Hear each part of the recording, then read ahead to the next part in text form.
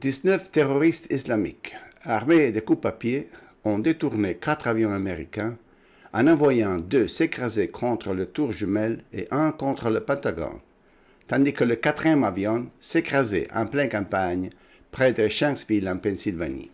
Suite aux impacts et aux incendies qui sont suivis, les 2 tours jumelles se sont écroulées, causant la mort de presque 3000 personnes.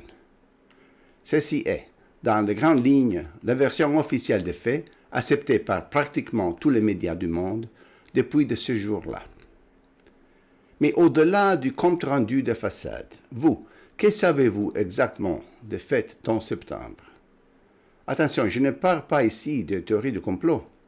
Je suis en train de parler simplement des faits prouvés, documentés et vérifiables par quiconque, mais qui ont disparu, d'une manière ou d'une autre, dans les grandes minestreles de la narration officielle du 11 septembre. C'est pour ça que je vais proposer un quiz, avec un ensemble de questions.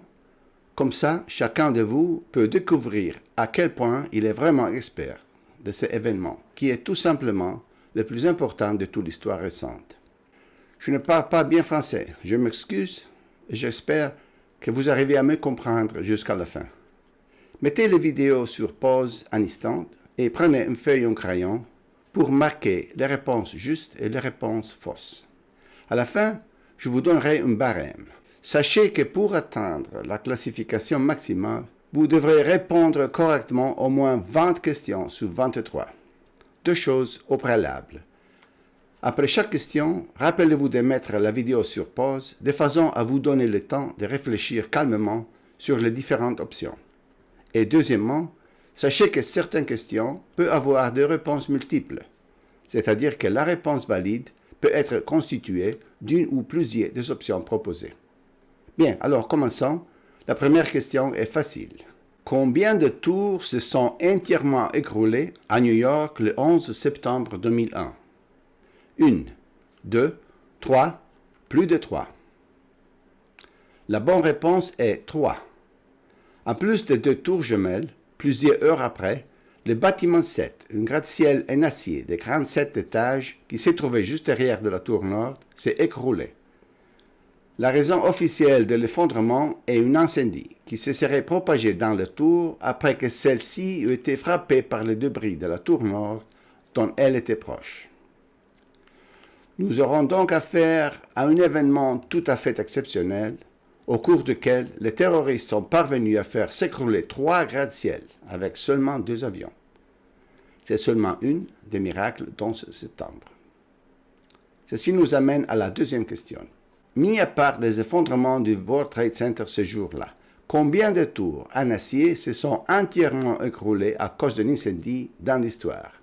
Aucune. 1, 5, environ 20. La bonne réponse est aucune. À part le 11 septembre, journée plus que jamais miraculeuse, aucune gratte-ciel en acier s'est jamais écroulée suite à un incendie dans l'histoire, dans aucune région du monde. Les tours en acier ne s'écroulent tout simplement pas à cause de feu. Elles sont faites exprès pour ça. Mais ces jours-là, évidemment, les lois de la physique ont été suspendues et la chaleur de quelques foyers d'incendie isolés, pas même très intense d'ailleurs, a été suffisante pour faire s'écrouler en seulement 6 secondes une structure d'acier de 47 étages. Question numéro 3. Qu'est-ce qui a précédé l'effondrement du bâtiment 7? Un fort bruit, un compte à rebours, une injonction de la police, rien de particulier, il est tombé à l'improviste. La bonne réponse est B place C. Il y a eu à la fois une injonction publique de la police et un compte à rebours. Pas mal, pour un bâtiment qui décidait de s'écrouler d'un seul coup tout seul, non? Voici l'avertissement de la police. À peu près au même moment, lorsque CNN enregistrait des explosions à proximité du bâtiment 7, elle capturait également les échanges entre les policiers qui sécurisaient la zone et qui annonçaient l'effondrement.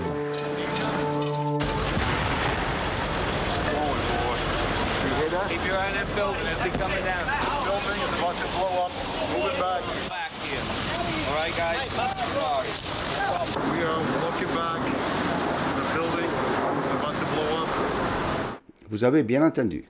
le policier dit « The building is about to blow up », ce qui en anglais veut dire « le bâtiment est sur le point d'exploser ».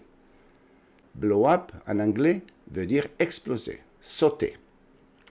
Et voici les témoignages du comte à rebours. Le secouriste Kevin McPadden se tenait près du bâtiment 7 et attendait les ordres d'un responsable de la Croix-Rouge. He kept asking the Red Cross rep, what's going on? And all the time he had his hand over the radio while he was getting a countdown. And then he's just like, at the last 3 seconds, he takes his hand off and you hear 3, 2, 1. And he had this like heartbroken face. He's just like, just run for your life. It was about a second or two after the countdown ended that you started hearing the explosions. Explosions. Now, we're talking about bombs. Les sauveteurs parlent de bombes, mais la version officielle continue de dire que l'édifice s'est écroulé à cause des incendies. Choisissez vous-même s'y croire. Question numéro 4. Combien de personnes ou organisations différentes ont revendiqué les attentats du 11 septembre? Aucune? Une seule? Deux? Plus de deux? La bonne réponse est aucune. En l'espace de 18 ans, personne n'a jamais revendiqué les attentats du 11 septembre. On nous a dit que c'était l'œuvre de Ben Laden. Les journaux télé américains nous l'ont dit, dès l'après-midi du 11 septembre. Mais Ben Laden lui-même, non seulement ne les a jamais revendiqués, mais a même nié en être l'auteur. Regardez, le 16 septembre 2001, soit 5 jours après les attentats, Ben Laden, depuis l'Afghanistan, déclare « Ce n'est pas moi ». Comme c'est curieux. Quelle que soit la personne qui a organisé le plus important et plus retentissant attentat de l'histoire humaine, elle a complètement oublié de le revendiquer. On se demande bien pourquoi. Peut-être parce que celui qui les a faits ne pouvait pas, pour des raisons évidentes, le revendiquer lui-même. Question numéro 5. Le matin du 11 septembre, les 4 avions de tournée ont pu parcourir librement l'espace aérien des États-Unis pendant plus d'1 heure et demie sans jamais être interceptés. La question est la suivante. Combien d'avions de chasse étaient prêts à décoller ce matin-là pour défendre tout le secteur nord-est des États-Unis? Aucun? 4 chasseurs, 40 chasseurs, 400 chasseurs. La bonne réponse est 4 chasseurs. Malgré tous les avertissements reçus à propos d'une attaque imminente à l'aide d'avions de tournée, précisément ce matin-là, les autorités militaires avaient décidé d'organiser un nombre si important d'exercices militaires en même temps, envoyant la plupart des chasseurs au Canada et en Alaska, qu'il ne restait que 4 avions de chasse en état d'alerte pour défendre la nation menacée. I've determined, of course, that with only 4 aircraft, we cannot defend the whole northeastern United States. That was the sensation of frustration, of I don't have the forces available to do anything about this. Il est clair qu'avec 4 avions de tournée qui se promènent, si vous disposez de seulement 4 chasseurs, vous arriverez toujours en retard sur le lieu. Vous n'avez pas le temps de les rejoindre, qui sont déjà frappés, leur cible. Question numéro 6. Quand les autorités militaires qui commandaient les exercices se sont rendus compte que l'Amérique était sous l'attaque d'avions de tournée, combien de temps ont-ils mis à arrêter les exercices militaires et à rappeler tous les chasseurs disponibles? Ils ont fait immédiatement. Ils ont mis environ 10 minutes, ils ont mis plus d'1 heure. La réponse est plus d'1 heure. À 9h03, quand la deuxième tour a été frappée, non seulement les militaires américains, mais le monde entier ont compris que l'Amérique était attaquée par des avions de tournée. Mais les généraux en chef, Eberhard et Myers, ont laissé se poursuivre tranquillement les exercices militaires jusqu'à ce que tout soit fini. Ils n'ont pas ressenti le besoin de réquisitionner immédiatement tous les chasseurs. Là encore, on se demande bien pourquoi. He was a hijacked aircraft. He is not a hijacked aircraft. He's taken precautionary measures and he's landing at Cleveland Center. C'est seulement après que le vol Delta eut atterri que les exercices de simulation furent enfin suspendus. Hello, this is Captain Taylor calling from Cheyenne Mountain Control. Yes. What we need you to do right now is to terminate all exercise inputs coming into Cheyenne Mountain. À cet instant, le 4e avion n'était déjà plus qu'un amas de débris fumants. Ceci nous amène à la question suivante. Le matin du 11 septembre, le responsable le plus haut gradé était donc le général Myers. C'est sous son commandement qu'a été enregistrée la plus grande débâcle de l'histoire de la défense américaine.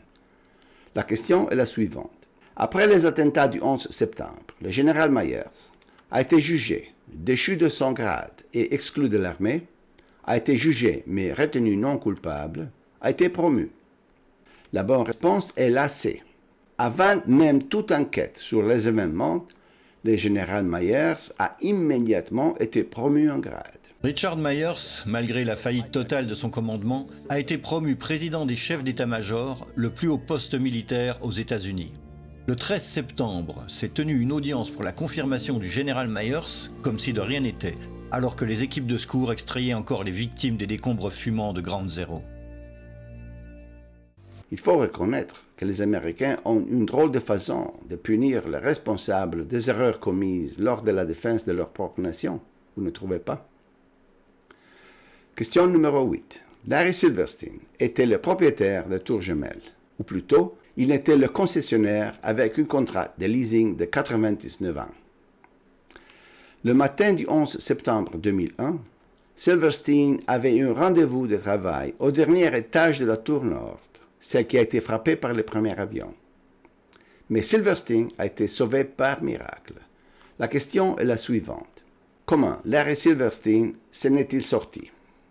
Il est resté piégé dans les décombres, mais il a été extrait encore vivant par les sauveteurs. Au lieu de se rendre à son rendez-vous de travail ce matin-là, il a préféré aller chez son dermatologue. Il est arrivé en retard dans son rendez-vous à cause du trafic, et ça, c'est ce qui l'a sauvé. La bonne réponse est B.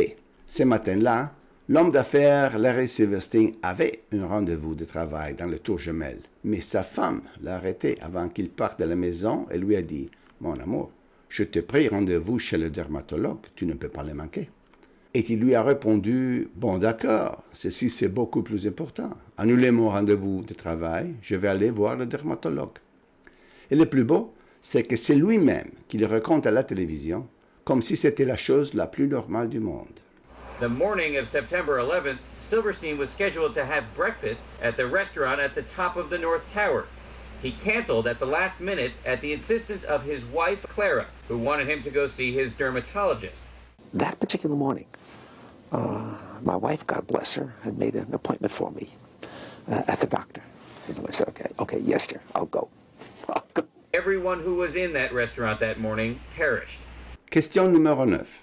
Combien parmi les policiers, les pompiers ou les secouristes ont témoigné dans le New York Times avoir entendu des explosions avant et pendant les effondrements de Tours Jumelles?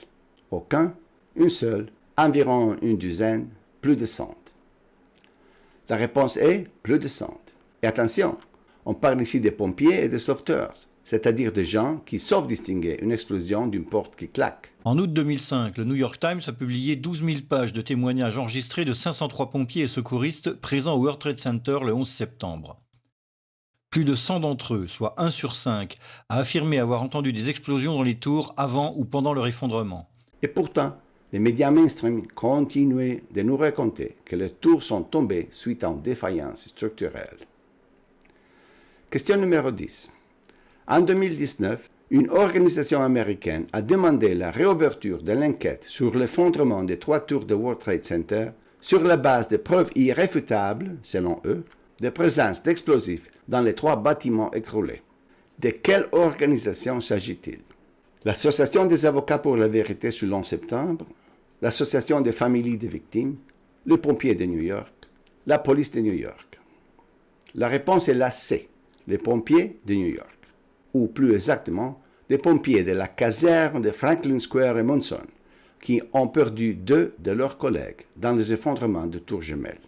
Et c'est même le chef du secteur, le commissaire Christopher Gioia, qui a lu en public la pétition. The overwhelming evidence presented in said petition demonstrates beyond any doubt that pre-planted explosives and/or incendiaries, not just airplanes and the ensuing fires, caused the destruction of the 3 World Trade Center buildings, killing the vast majority of the victims who perished that day.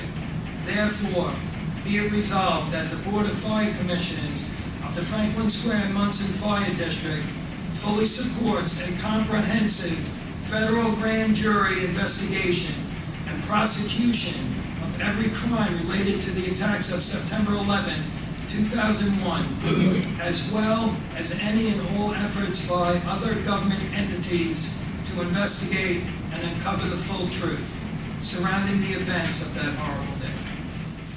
Les pompiers de New York ont perdu presque 3 ans de leurs collègues dans les effondrements de tours jumelles.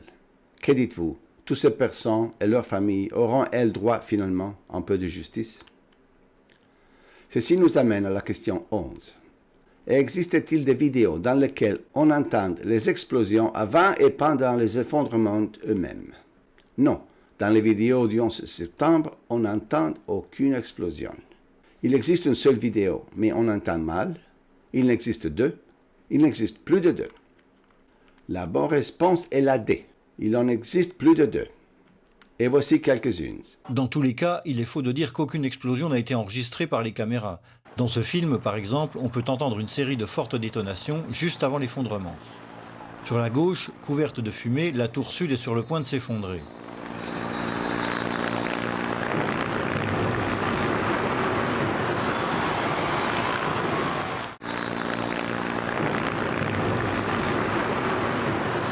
Plusieurs explosions ont également été enregistrées après l'effondrement des deux tours, comme dans ce reportage de la BBC. This one was recorded after both of the Twin Towers had collapsed and before Tower 7's collapse.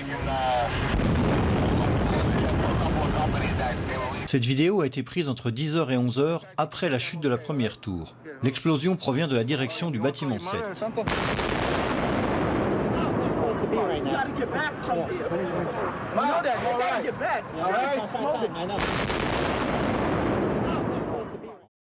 Malgré cela, on continue de nous raconter que les 3 tours se sont effondrées à cause d'une défaillance structurelle. Les explosions n'auraient été que des pétards lors d'une fête à Chinatown peut-être. Question numéro 12. Combien d'architectes et d'ingénieurs dans le monde ont publiquement remis en cause la version officielle de l'effondrement de Tours Jumelles et du bâtiment 7? 3000, 300, environ une trentaine. La réponse est 3000. Ce sont plus de 3000 membres de l'association Architectes et Ingénieurs pour la Vérité sous le 11 septembre qui soutiennent que les 3 gratte-ciels ne peuvent pas s'être écroulés à cause d'une simple défaillance structurelle et que pour les faire s'écrouler de cette manière, il a fallu une démolition contrôlée.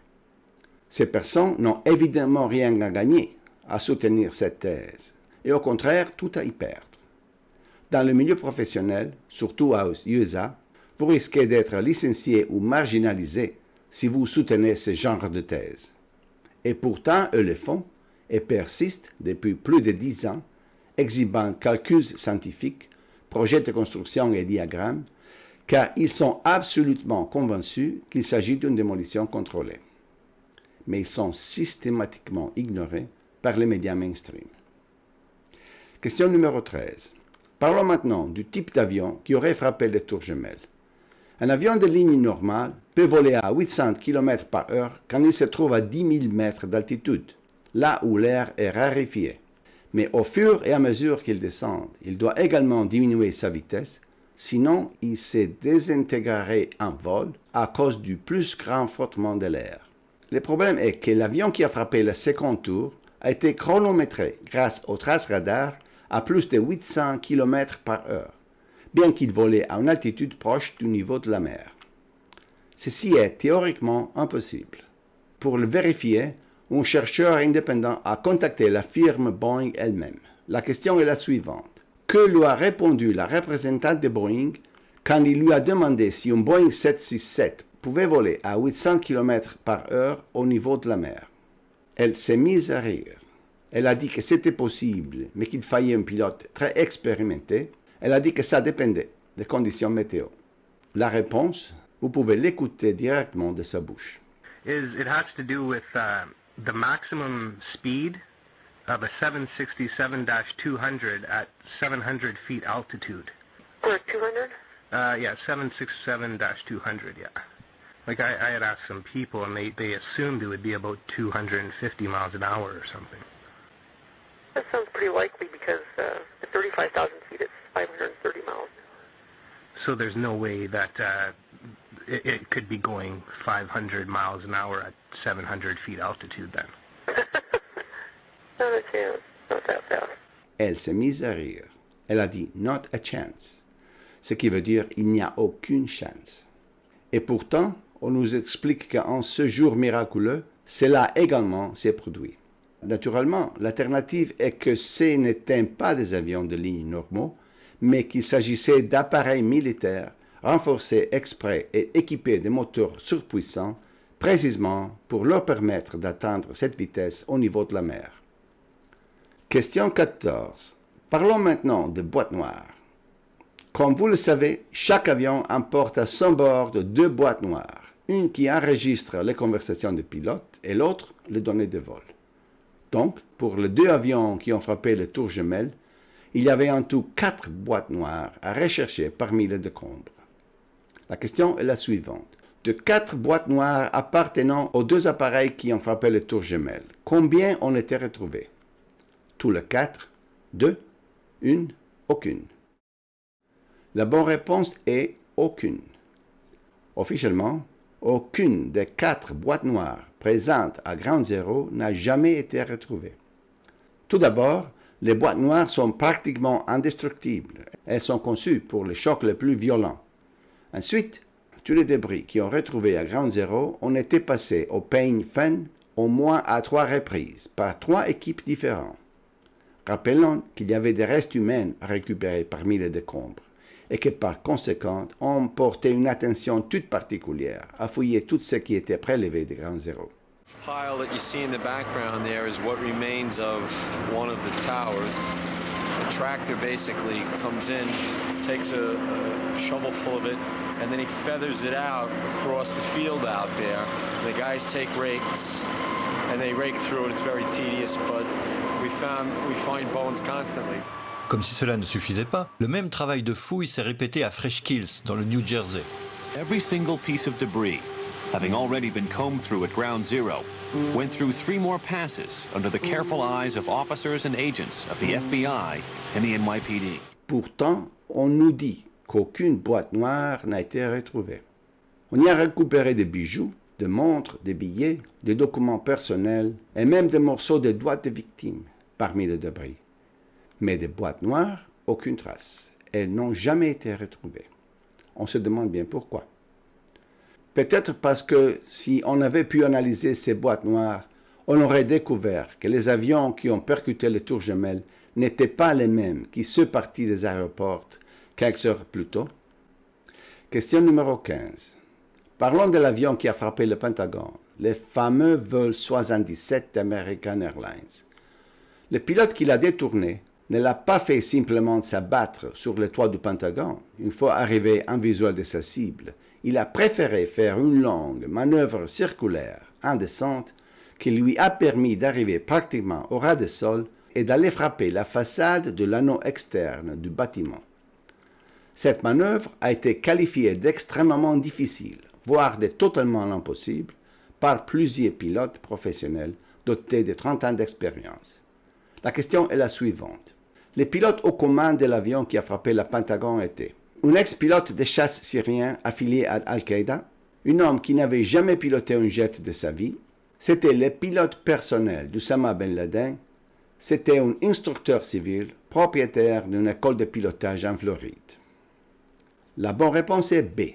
Ni un jour, l'homme qui aurait accompli cette manœuvre spectaculaire au Pentagone non seulement n'avait jamais piloté un jet de toute sa vie, mais même sur de simples monomoteurs. C'est d'entraînement. Les instructeurs ne les laissaient pas voler tout seuls, car ils n'avaient pas confiance dans son pilotage. Il n'était pas capable de piloter, disaient les instructeurs. Mais ce jour-là, on voit bien qu'Allah l'a aidé et lui a insufflé toute l'expérience qu'il n'avait jamais eu l'occasion d'acquérir au cours de sa vie. Un autre miracle du 11 septembre. Question numéro 16. À propos des 4 pirates de l'air, la question est la suivante. Combien d'entre eux avaient déjà piloté au moins une fois un avion de ligne dans leur vie? Au moins 3? Un seul? Aucun. La réponse est aucun. Ce n'est pas seulement un jour, mais l'ensemble de 4 présumés pirates de l'air qui n'avaient jamais piloté un jet de toute leur vie. Malgré cela, ils ont effectué des manœuvres, acrobaties et piquets vertigineux qui ont fait penser aux contrôleurs aériens qu'il s'agissait de chasseurs militaires. But nobody knew that was a commercial flight at the time. Nobody knew that was American 77. What did you think? It was a military flight of some kind? I thought it was a military flight. It was really moving fast. It was moving very fast, like a military aircraft might move at a low altitude. Daniel O'Brien, contrôleur aérien à Washington, a déclaré « Vu la vitesse, la manœuvrabilité et la façon dont il a viré, tous ceux présents dans la salle de contrôle radar, et nous avons une certaine expérience, ont pensé que c'était un avion militaire. On ne pilote pas un 757 de cette façon-là, c'est dangereux. » Oui, c'est dangereux. Mais si c'est une journée faste, aucun entraînement n'est nécessaire. Fermez les yeux et d'un coup, c'est comme si vous aviez 30 ans d'expérience de pilotage derrière vous. Question 17. Toujours concernant le Pentagone, une question très intéressante. Après que les tours jumelles auraient été frappées et avant que le Pentagone ne le soit à son tour, qu'a confié un officiel de service secret à un journaliste de NBC qui s'est trouvé avec lui au Pentagone à ce moment-là.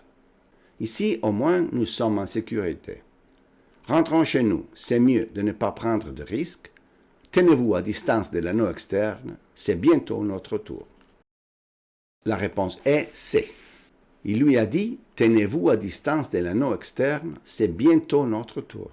Le matin du 11 septembre, Jim Miklasevski était journaliste pour NBC et se trouvait au Pentagone. The first time I heard the word terrorism out of any U.S. official came shortly after the second plane had hit. And I bumped into a U.S. military intelligence official and I said, look, what have you got? And he said, obviously, this is clearly an act of terrorism. And then he got very close to me and almost silent for a few seconds, and he leaned in and he said, this attack was so well coordinated that if I were you, I would stay off the E-ring where our NBC office was, the outer ring of the Pentagon, the rest of the day, because we're next. On doit quand même expliquer une chose. J'admets qu'on puisse imaginer qu'après le tour jumelle, le Pentagone suit à son tour frappé, d'accord. Mais au pire, on pourrait penser qu'un avion arrive et frappé d'en haut. Et donc, on conseille aux journalistes de rentrer chez lui pour éviter tout risque. Mais en arriver à conclure qu'ils vont frapper l'anneau externe du bâtiment, comment c'est possible, à moins que quelqu'un ne vous l'ait soufflé? Question 18. Revenons un instant sur les pirates de l'air, car ce sont des personnages vraiment incroyables. Mohamed Atta, le plus célèbre de tous. Il a été défini comme le leader, le chef de groupe. Le soir du 10 septembre, Atta était déjà à Boston, d'où il aurait directement pu prendre l'avion le détourner le lendemain matin. Mais au lieu d'aller dormir tôt et de se présenter à l'aéroport de bonne heure, qu'a fait Atta?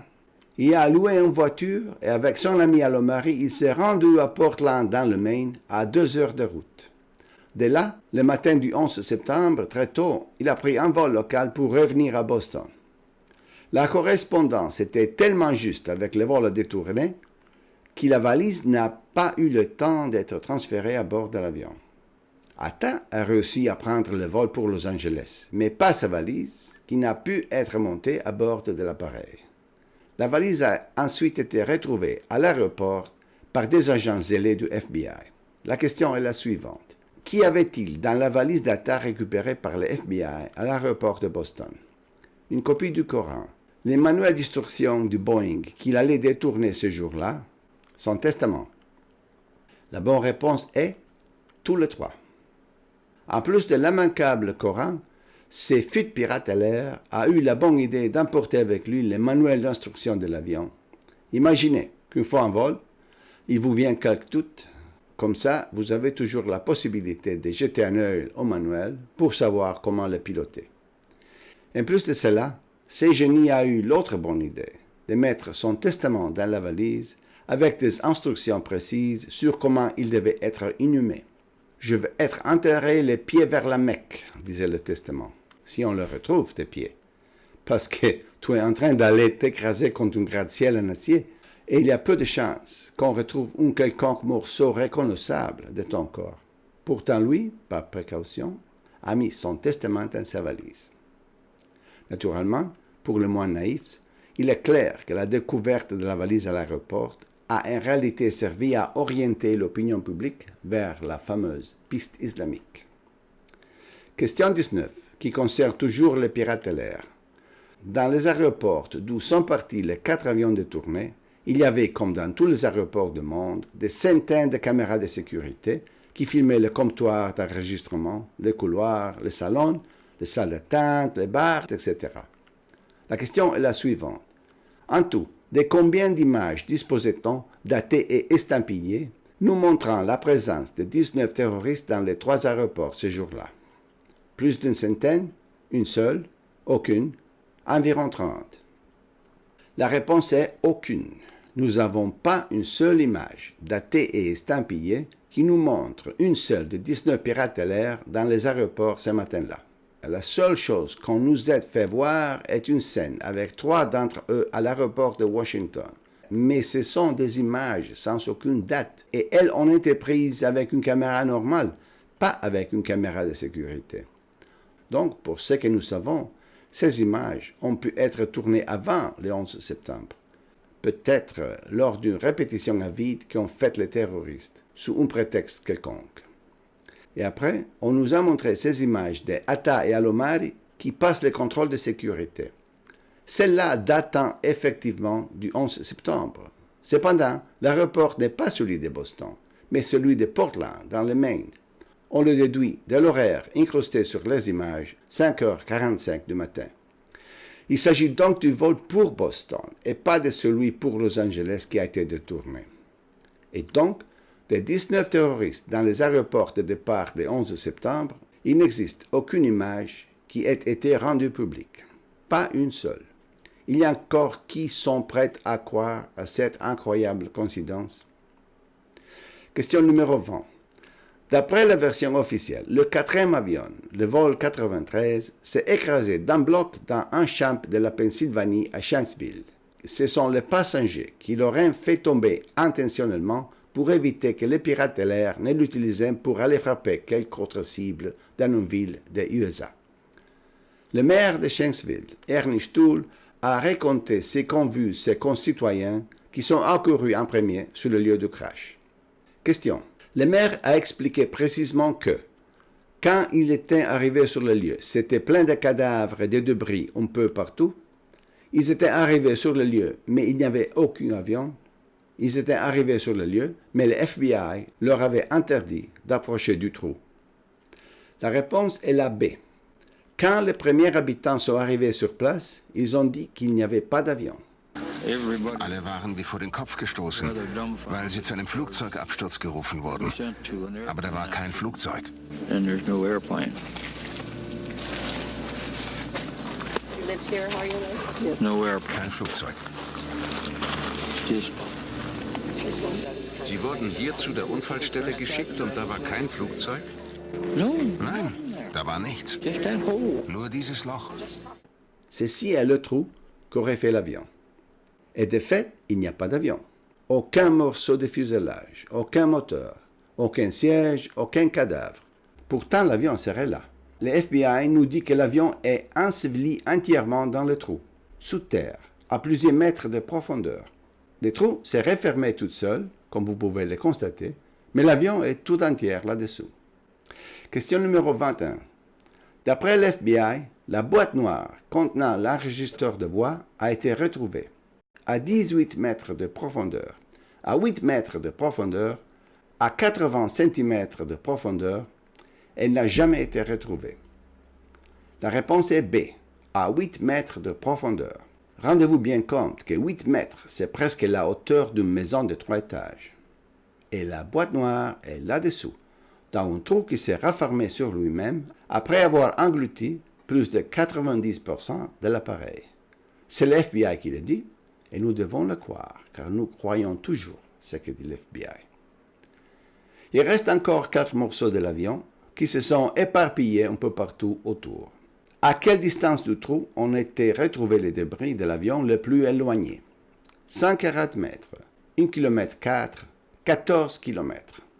La bonne réponse est C, Certains débris de l'appareil ont été retrouvés à 8 milles de distance, ce qui fait presque 14 km. Mais l'avion n'a pas été abattu, non. Il s'était écrasé au sol d'un bloc, formant un trou qui s'est aussitôt refermé sur lui-même et personne n'a pu le voir. Et après, les idiotes, ce seraient nous qui dénonçons le complot et non les imbéciles des journalistes qui croient aveuglément cette baliverne. Cela dit, il est vrai, comme le disait Upton Sinclair, il est très difficile de faire comprendre une chose à une personne quand son salaire dépend du fait de ne pas la comprendre. Dernière question, numéro 23.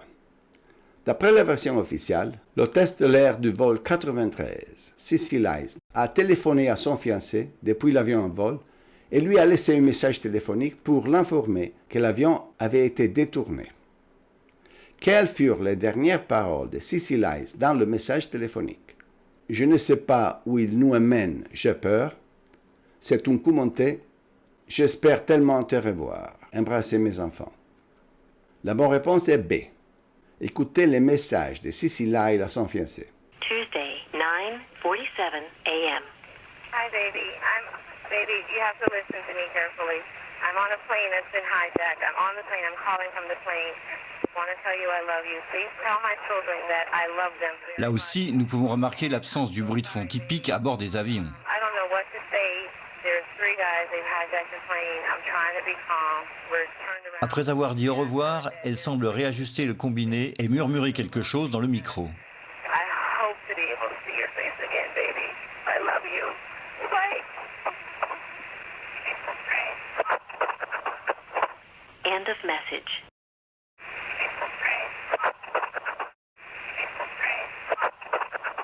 Même après plusieurs écoutes, il est difficile d'entendre d'autres mots que « it's a frame ». C'est un coup monté. It's a frame signifie c'est un coup monté. C'est une mise en scène. Elle est clairement en train d'essayer de dire à son fiancé qu'elle a été obligée de passer le coup de fil, mais que les choses ne sont pas passées comme ça. Mais curieusement, dans le documentaire institutionnel, la dernière phrase de Cissy Lice est toujours coupée et le message se termine par « I love you, goodbye ». Comme ça, les gens se meuvent, pleurent et évitent de se demander ce qui est vraiment passé à bord des avions détournés. Bon, le quiz est maintenant terminé. Je vais vous donner le barème de notation. Si vous avez totalisé entre 20 et 23 bonnes réponses, vous êtes vraiment une experte du 11 septembre. Vous pouvez tranquillement en discuter avec n'importe qui, et si vous voulez, vous pouvez aussi tenir une conférence sur le sujet. Vous en savez suffisamment pour raconter aux autres comment les choses se sont réellement passées ce jour-là. Si vous avez totalisé de 10 à 19 points, vous êtes moyennement experte du 11 septembre. Vous avez quelques connaissances en plus par rapport aux gens normaux, et vous pouvez aussi en discuter avec d'autres, mais vous risquez de vous retrouver face à quelqu'un qui en sait plus que vous. Si enfin vous avez totalisé moins de 10 bonnes réponses, alors malheureusement vous êtes ignorante sur le sujet. Ou plutôt, vous êtes victime de la propagande mainstream, celle qui nous raconte tous les ans la fable des 19 pirates de l'air armés de coupe-papier et de gratte-ciel en acier qui s'écroulent à cause d'incendies. Et qui, pendant de ce temps-là, s'évite soigneusement d'approfondir tous les aspects les plus obscurs de cette affaire. À ce stade, décidez vous-même combien il est vraiment important pour chacun de vous de connaître à fond les faits du 11 septembre. Ne serait-ce que pour éviter que s'en fiche de vous à nouveau si un cas similaire se présente à l'avenir. Bien, j'espère que vous vous êtes amusé. Et si ce quiz vous a plu, faites-le faire à votre ami. Il est encore temps d'instruire les gens moins bien informés que nous, puisque les journalistes refusaient manifestement de faire leur devoir. Merci.